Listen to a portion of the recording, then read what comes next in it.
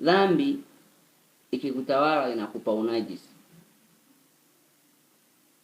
Dhambi ikishakaa ndani ya mtu inakutenga mbali na Mungu. Kwa hiyo mawasiliano yako wewe na Mungu yanafanya nini? Yamekata.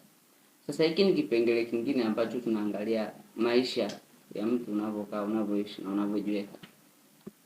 Unapokuwa wewe umekaa na unapokuwa upo katika maisha ambayo hayampendezi Mungu, ni unajitoa kwa Mungu, unajitenga, kwa sababu dhambi inamtenga mtu na Mungu, na dhambi inaachanisha uhusiano wako na Mungu.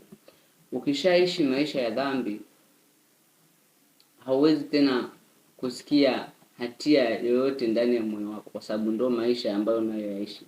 Lakini ukishaanza kujitenga na dhambi, kila kitakachokuja kinacholeta dhambi, utaanza kuona hukumu juu ya jambo hilo. Kwa nini? Kwa sababu umeshajitenga na dhambi. Ndio maana ukiona unafanya kosa au unafanya dhambi na hukumiwi, jua tayari wewe ulishakengeuka kabla yako, aidha kwa kujua, kwa kutokujua. Cha kukusaidia, rudi kwa toba.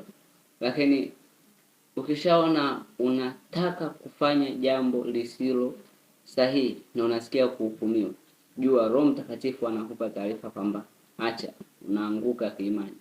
Sasa Biblia inasema hivi katika kitabu cha Warumi 6:12, basi dhambi isitawale ndani ya miili yenu ipatikanayo na mauti, hata mkazitii tamaa zake.